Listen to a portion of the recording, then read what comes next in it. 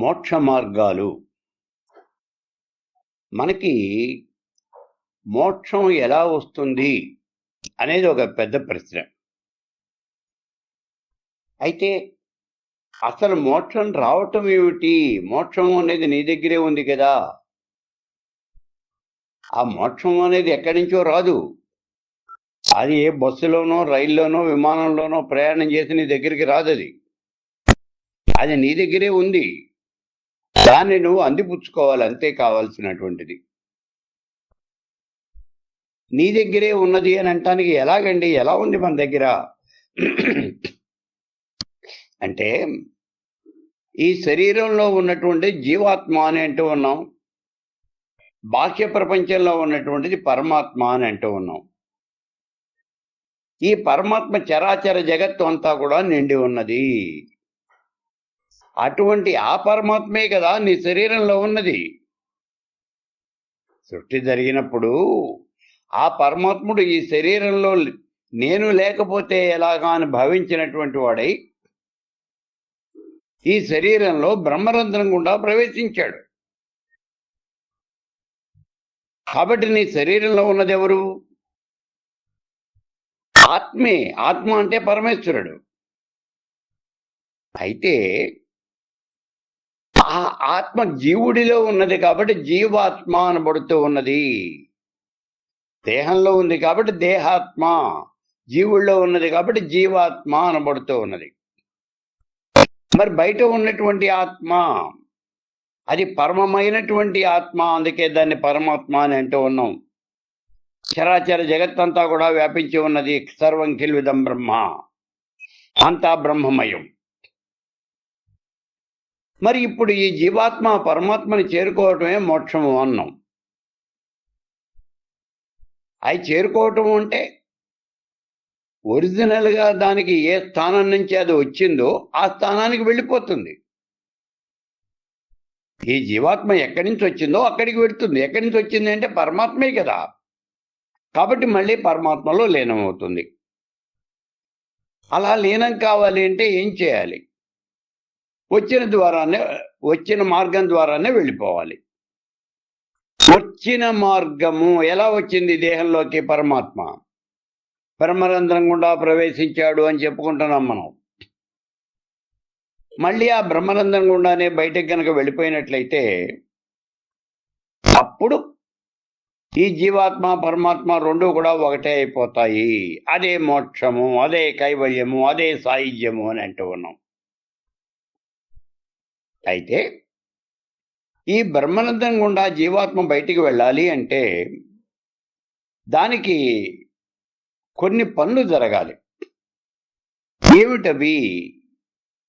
ముందుగా అరిషడ్ వర్గాలు జయించాలి. అరిషడ్ వర్గాలని పూర్తిగా జయించేయాలి.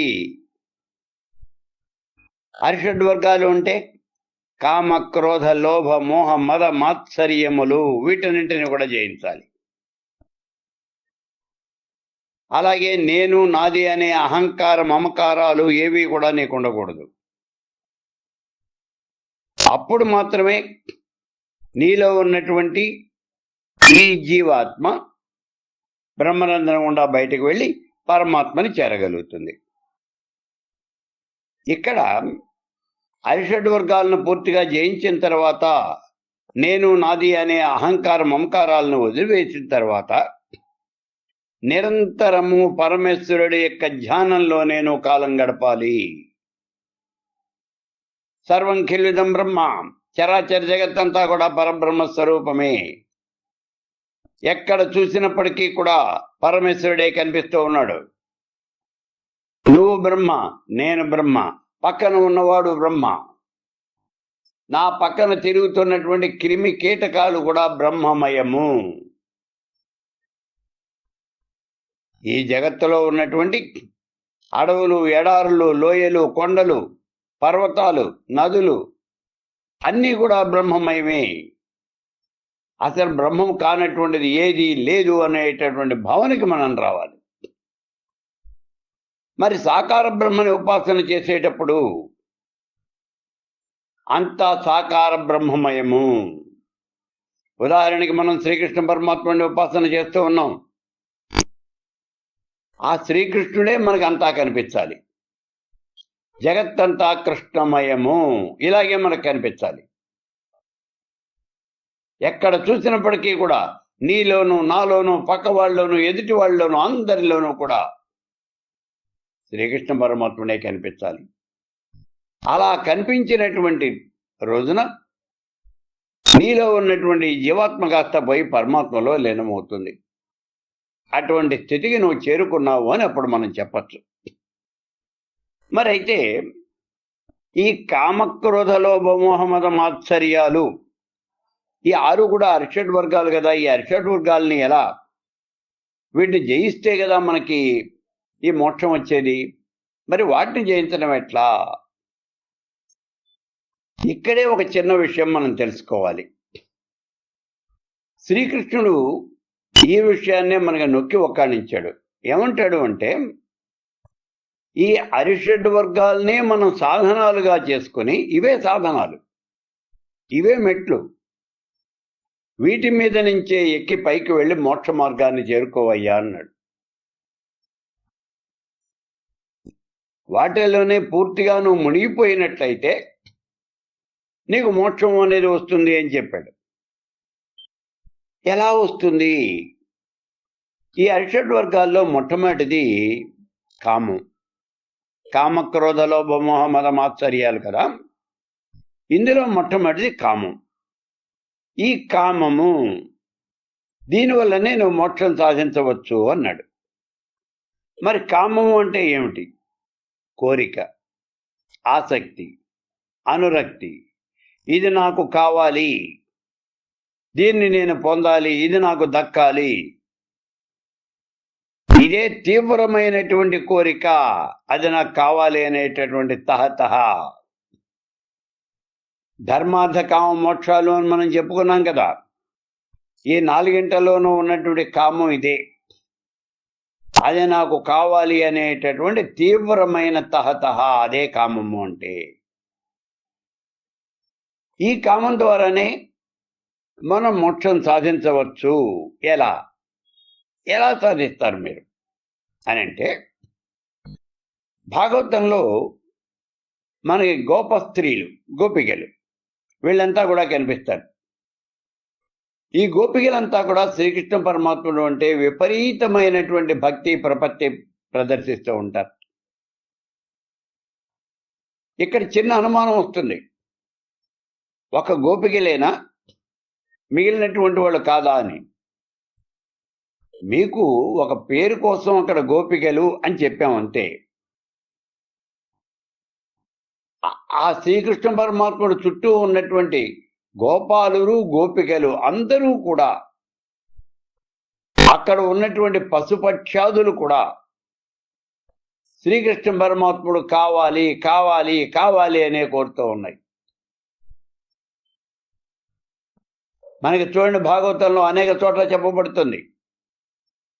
పరమాత్ముడు వేణువు వాయిస్తూ ఉంటే ఆవులన్నీ కూడా గడ్డి తినటం కూడా మానేసి అలా వింటూ ఉండేవిట. అంటే అంతగా తాతప్యం చెందేవి. కాబట్టి ఇక్కడ అవన్నీ కూడా పరమాత్ముడి యొక్క సాంగత్యాన్ని కోరుతూ ఉండేవి. పరమాత్ముడితో, ఆ శ్రీకృష్ణుడితో కలిసి ఉండాలి అని, కలిసి తిరగాలి అని,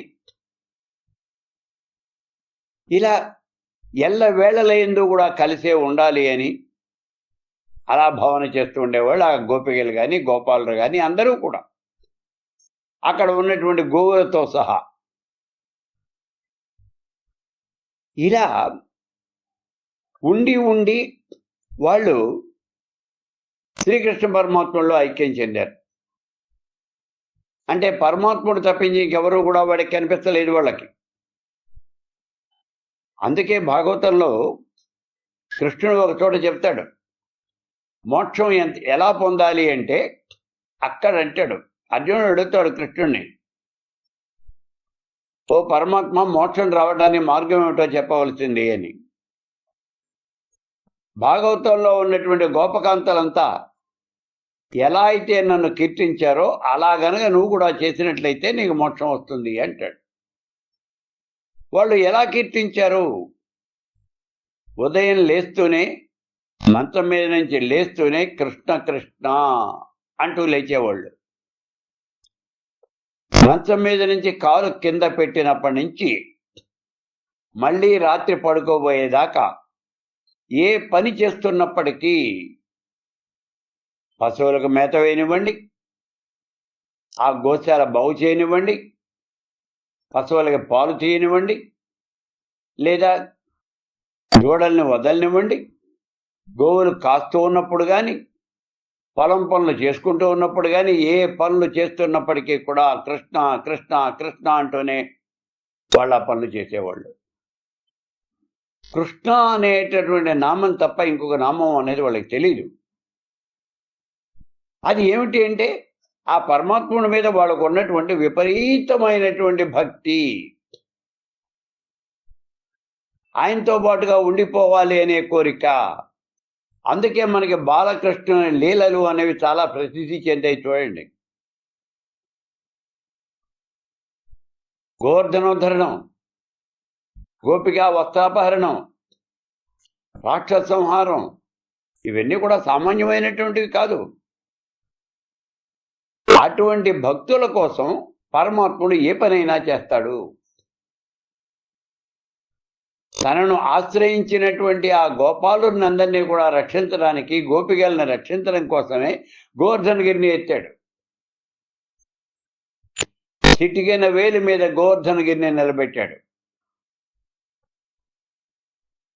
అలాగే ఆ కాళింది మడుగులో ఉన్నటువంటి కాళీయుడు అనే విషసర్పాన్ని సంహరించాడు. ఇదంతా కూడా తనను ఆశ్రయించినటువంటి భక్తుల్ని ఉద్ధరించడం కోసమే.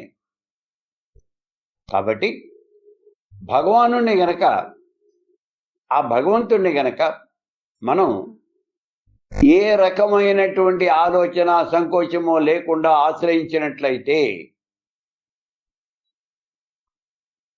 మనకి కావలసినవన్నీ దొరుకుతాయి. ఇక్కడ మనకు కావాల్సింది ఏమిటి అంటే మోక్షం ఒక్కటే.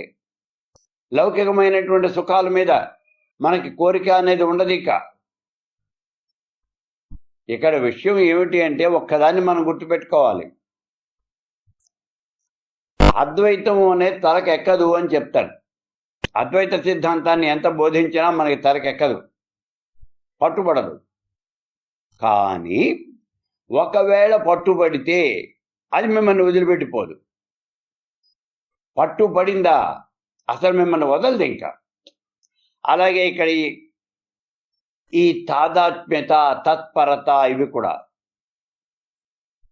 అంతా బ్రహ్మమయము, పరమేశ్వరుడు, నా కోసం పరమేశ్వరుడే దిగి వస్తాడు అని అంటే దిగి వస్తాడా? ఖచ్చితంగా దిగి వస్తాడు, ఇందులో అనుమానం ఉండదు. భక్త తుకారాం చూడండి, నాకు అవసాన కాలం సమీపించింది, ఇప్పుడు ఆ పాండురంగడే విమానం వేసుకుని నా కోసం వస్తాడు అన్నాడు. వచ్చాడంటే వచ్చాడు, తీసుకెళ్ళాడు. ఇక్కడ మీకు వస్తాడా అనే అనుమానం అక్కర్లేదు. వస్తాడా అంటే ఒక రకంగా చెప్పాలంటే చచ్చినట్టు వస్తాడు. ఎవరి కోసం వస్తాడు? ఇదంతా కూడా సైన్స్. మీరు గుర్తించాల్సిన విషయం ఇది. మనం తపస్సు చేస్తే భగవంతుడు ప్రత్యక్షం అవుతాడా? అవుతాడు, అయి తీరుతాడు. ఎలా చెబుతున్నాం? మీరు ఒకటే, నెల రోజులు మీరు పనిచేశారు, ఉద్యోగం చేశారు. నెల రోజులు అయిపోయిన తర్వాత 1వ తారీఖు జీతం వల్ల అక్కర్లేదా? ఆటోమేటిక్గా జీతం ఇస్తాడు. నెల రోజులు పనిచేసిన తర్వాత 1వ తారీఖున ఆటోమేటిక్గా మీ యజమాని మీకు జీతం ఇస్తాడు. అది గవర్నమెంట్ కానివ్వండి, ప్రైవేట్ కానివ్వండి, ఎవరైనా సరే యజమాని జీతం ఇవ్వాల్సిందే. అలాగే మీరు నిర్ణీత కాలంలో ఆ తపస్సు గనక చేసినట్లయితే, అయితే ఆ తపస్సు చేయటం అనేది ఏదో కూర్చొని నామమాత్రంగా చేయటం కాదు. చేయవలసినటువంటి పద్ధతి ప్రకారము మనస్సును భగవానుని యందే కేంద్రీకృతం చేసి మీరు గనక తపస్సు చేసినట్లయితే, నిశ్చలమైనటువంటి బుద్ధితో ఏకాగ్రతతో మీరు తపస్సు కనుక చేసినట్లయితే దాని ఫలితం అనేది మీకు వచ్చి తీరాలి. రాదు అనేటటువంటి అనుమానం అక్కర్లేదు అసలు. మీకు నెలవంగానే జీతం ఎట్లా వస్తుందో అక్కడ నిర్ణీత కాలం తపస్సు చేస్తే మీకు ఆ ఫలితం కూడా అలాగే వస్తుంది. మీరు దేనికోసం తపస్సు చేస్తున్నారు? మోక్షం కోసమా, కోరికలు తీర్చడం కోసమా? ఏది కావాలంటే అదే వస్తుంది. అందుకే చెప్పాడు, శ్రీ సుందరీ సేవన తత్పరాణం భోగస్య మోక్షస్య కరస్తయేవ. ఆ భగవంతుడిని గనక మనం అర్చించినట్లయితే నీకు భోగం కావాలంటే భోగం వస్తుంది, మోక్షం కావాలంటే మోక్షం వస్తుంది. చాలా మంది చెప్తూ ఉంటారు, బతి ఉన్నంతకాలం భోగాలు అనుభవించేసి మరణానంతరం మోక్షాన్ని పొందేస్తాడు అని. ఇలాంటి వ్యాఖ్యానాలు తప్పుడు వ్యాఖ్యానాలు ఎప్పుడు చేయకండి. అలా ఎప్పుడు జరగదు. ఈ రెండింటిలో ఏది కావాలో నువ్వే తెలుసుకోవాలి. భోగం కావాలా, మోక్షం కావాలా? నీకు మోక్షం కావాలంటే మోక్షం వస్తుంది, భోగం కావాలంటే భోగం వస్తుంది. నువ్వు ముందే నిర్ణయించుకోవాలి. దాన్నే నువ్వు అడగాలి, అదే నీకు వస్తుంది. కాబట్టి ఇక్కడ ఈ కామము అనేటటువంటి దాని వల్లనే అక్కడ ఉన్నటువంటి గోపికలంతా కూడా మోక్షం పొందారు, గోపాలులంతా కూడా మోక్షం పొందారు. ఆ రేపల్లె మొత్తం, ఆ గోకులం మొత్తం శ్రీకృష్ణ పరమాత్ముడితో అలా వెళ్ళిపోయింది. ఆ పరమాత్ముడు ఎక్కడ ఉంటాడు అంటే గోలోకంలో ఉంటాడు అని చెప్పారు. చూడండి, పరమాత్ముడు సాకార బ్రహ్మ కదా. సాకార బ్రహ్మ అంటే ఈయన ఉండేటటువంటి ప్లేస్ ఒకటి ఉంది, ఒక స్థలం ఉంది, ప్రత్యేకమైనటువంటి స్థలం. ఆ స్థలం పేరు ఏమిటి? ఆయన ఎక్కడ ఉంటాడు? అదే గోకులంలో ఉంటాడు. శ్రీ మహావిష్ణువు వైకుంఠంలో ఉంటే శ్రీకృష్ణ పరమాత్ముడు గోకులంలో ఉంటాడు. అదే గోలోకము. ఆ గోకులాన్నే గోలోకము అనే పేరుతో పిలుస్తారు. గోలోకంలో ఉంటాడు. కాబట్టి ఇక్కడ ఈ ఉన్నటువంటి వీళ్ళంతా కూడా ఈ వీళ్ళు ప్రదర్శించినటువంటిది మధురమైనటువంటి భక్తి. ఇలా ఈ మధురమైనటువంటి భక్తి ప్రదర్శించి వాళ్ళంతా కూడా మోక్షం పొందారయ్యా. ఇక ఈ మోక్షం కావలసినటువంటి వాళ్ళు అరిషడ్ వర్గాల్లో దేన్నైనా అవలంబించవచ్చు. మొట్టమొదటి కామాన్ని అవలంబించి గోపికలంతా మోక్షం పొందారు అని చెప్పుకున్నాం. ఇక్కడ చూడండి, కోరికలతో గోపికలంతా మోక్షం పొందారు. భయంతో కంసుడు, అసూయ ద్వేషాలతో శిశుపాలుడు, చుట్టరికం పేరుతో యాదవులు, ప్రేమ అభిమానాలు, వీటి వల్ల పాండవులంతా మోక్షం పొందారు. కేవలము భక్తి కారణంగా మునీశ్వరులు, ఋషీశ్వరులు అంతా కూడా పరమాత్ముడికి చేరువయ్యారు. ఈ విషయాలన్నీ కూడా నారద మహర్షి భాగవతంలో ధర్మరాజుకు వివరిస్తాడు. కాబట్టి ఈ మోక్షం పొందడానికి మార్గం ఏమిటి, ఎలా మోక్షం వస్తుంది అంటే ఏ రకంగా అయినా మోక్షం వస్తుంది. నువ్వు ఇలా చేస్తేనే మోక్షం పొందుతావు అనేటటువంటిది ఎక్కడా కూడా ఒక నియమం లేదు. మనం ఏదో చిన్నప్పుడు చదువుకుంటాం చూడండి, all roots leads to Rome అని. అన్ని దారులు రోమ్ నగరానికే వెడతాయి. అలాగే ఇక్కడ కూడా ఏ మార్గాన్ని నువ్వు ఉపాసించినప్పటికీ, అనుసరించినప్పటికీ, ఆశ్రయించినప్పటికీ ఇవన్నీ కూడా మోక్ష మార్గానికే దారితీస్తాయి. ఇదే విషయాన్ని చెప్పాడు భగవానుడు. అయితే మనకు ఒక చిన్న అనుమానం ఉంటుంది ఇక్కడ. ఇలా చెప్పేటటువంటి ప్రబోధకులు అందరూ కూడా చాలా హాయి అయినటువంటి జీవితాన్ని అనుభవిస్తారు కదా, వాళ్ళ జీవితం అంతా కూడా పూర్వపాన్పు కదా అని మనకి ఒక చిన్న నమ్మకం ఉంటుంటుంది. వాళ్ళ జీవితాలేం పూలపాన్పు కాదు. ఉదాహరణకి మనం పరమాత్ముడే కనుక తీసుకున్నట్లయితే, పరమాత్ముడి జీవితం చూడండి. మనమంతా అనుకుంటాం ఆయనకేంటి మహానుభావుడు, దేవదేవుడు, దేవాది దేవుడు, ఆయనే ముక్తి ప్రదాత, ఆయన కష్టాలే ఉంటాయి అని. కానీ ఆయన జీవితం అంతా కష్టాలమయమే కదా, కష్టాల కడలి. కర్ణుడు కృష్ణుడు ఇద్దరు మాట్లాడుతూ ఉంటారు ఒక రోజున. ఆ మాట్లాడుతూ ఉన్నటువంటి సమయంలో కృష్ణుడు అంటాడు కర్ణుడితో, కర్ణ, నువ్వు చేస్తున్నటువంటి పని తప్పు కదా, అధర్మాన్ని ఆశ్రయించకూడదు కదా, దుర్యోధనుడు అధర్మ ప్రవర్తన కలిగినటువంటి వాడు, నువ్వు అతన్ని ఆశ్రయిస్తూ ఉన్నావు, నువ్వు అలా చేయకూడదు కదా అని అంటే కర్ణుడు సమాధానం చెప్తాడు, ఈ లోకం నన్ను అవమానించింది, చిన్న చూపు చూసింది, నన్ను ఒక కులహీనుడుగా చూసింది. అటువంటి సమయంలో రారాజు నాకు ఆశ్రయాన్ని కల్పించాడు, నన్ను ఉన్నతమైనటువంటి స్థానంలో నుంచోబెట్టాడు.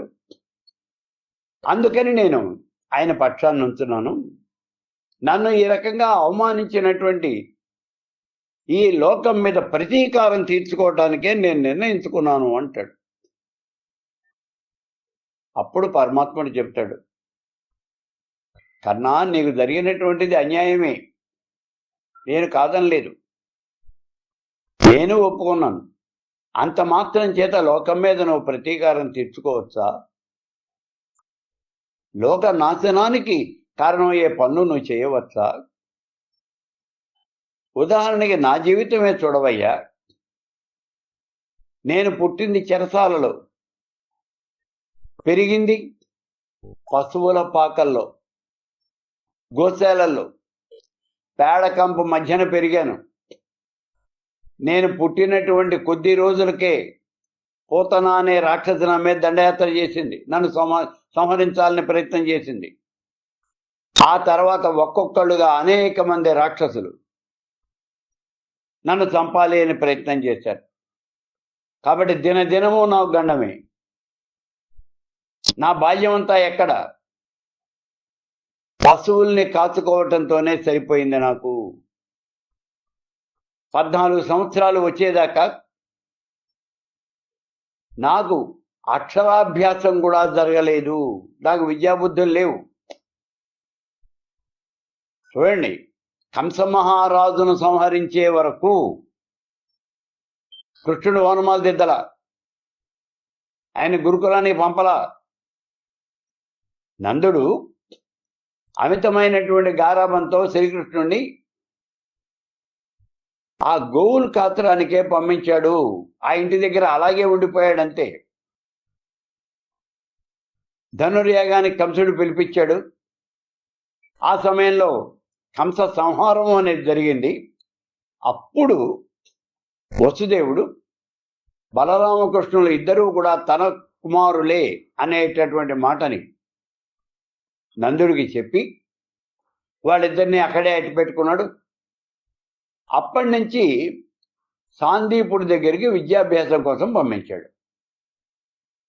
కాబట్టి కృష్ణుడికి అక్షరాభ్యాసం ఎప్పుడు జరిగింది? 14 సంవత్సరాలు వచ్చిన తర్వాత. 13-14 సంవత్సరాలు వచ్చాయి కానీ ఆయనకి అసలు ఓనమాలు దిద్దల. ఆయన అదే అంటాడు, చిన్నప్పటి నుంచే నాకు చదువు సంధ్యలు లేవు, ఇటువంటి పరిస్థితిలో నేను పెరిగానయ్యా. పోనీ ఆ తర్వాత మాత్రం నేను ఉద్ధరించింది ఏమన్నా ఉన్నదా? ఏమీ లేదు. నీకు మళ్ళీ నేను ఏ దేశానికి రాజును కాదు. కృష్ణుడు ఏ దేశానికి కూడా రాజు కాదు. యాదవ సామ్రాజ్యానికి రాజు ఎవరు అంటే ఉగ్రసేన మహారాజు. ఈయన కృష్ణుడు యదువంశీయుడు కదా. యదువంశీయులకి రాజ్యాధికారం లేదు కాబట్టి ఆయన రాజు కాదు. మరి నాకేమున్నా చెప్పు అని అంటాడు. మనం ఇంకొంచెం ముందుకు గనక వెళుతూ ఆలోచిస్తే కృష్ణుడి యొక్క అంతిమ కాలం కూడా అలాగే జరుగుతుందో చూడండి. శ్రీకృష్ణుని ముందే కళ ముందే యాదవులంతా కూడా కొట్టుకుని చచ్చిపోయారు. మహావీరులైనటువంటి యాదవులంతా కూడా మరణించారు. ఆ తరువాత తాను అడవిలో ఒంటరిగా పడుకొని ఉన్నటువంటి సమయంలో బోయేవాడు బాణం వేసి కొట్టాడు ఆ కాలి బటన్ వేలుకి. ఆ బటన్ వేలుకి గుచ్చుకొని అక్కడి నుంచి రక్తం అనేది అలా కారుతూ ఉన్నది. బొట్టు బొట్టుగా రక్తం కారుతూ ఉన్నది. తనకి మరణం సమీపిస్తున్నది అనే విషయం తెలుసు. అసలు ఇలా జరుగుతుంది అనే విషయం కూడా తెలుసు. ఏమీ చేయలేడు. అలా చూస్తూ ఊరుకున్నాడు. ఆయన పరమాత్ముడు కాబట్టి అలా ఉన్నాయండి అని మనం అనొచ్చు. ఇవన్నీ మనం తప్పుకోవటానికి మాట్లాడేవంటి మాటలు. అదే సామాన్య మానవుడైతే ఏం చేస్తాడు? తాను మరణిస్తున్నాడు అనే విషయం తెలిసినప్పుడు సామాన్య మానవుడి యొక్క పరిస్థితి ఎలా ఉంటుంది? అటువంటి పరిస్థితులే అక్కడ అనుభవించాడు శ్రీకృష్ణుడు. కాబట్టి ఇక్కడ మనకందరికీ కూడా ఇంత ఆనందాన్ని పంచిపెట్టినటువంటి వాడు, ఇంతమందికి మోక్షాన్ని ప్రసాదించినటువంటి ఆ మహానుభావుడు శ్రీకృష్ణ పరమాత్ముడు, ఆయన జీవితంలో సుఖపడ్డా? ఆయన జీవితం అంతా పూలపాన్పా అని అంటే అలా చెప్పడానికి కూడా లేదు. ఇక్కడ మనకు కావలసిన విషయం ఏమిటి అంటే, ముఖ్యమైనటువంటి విషయం, జీవితంలో మోక్షం పొందాలి అంటే ఏ మార్గాన్నైనా మనం అనుసరించవచ్చు. అరిషడ్వర్గాలు పోతే గాని మనకు మోక్షం రాదు అని అనుకుంటాం. అలా ఏం కాదు.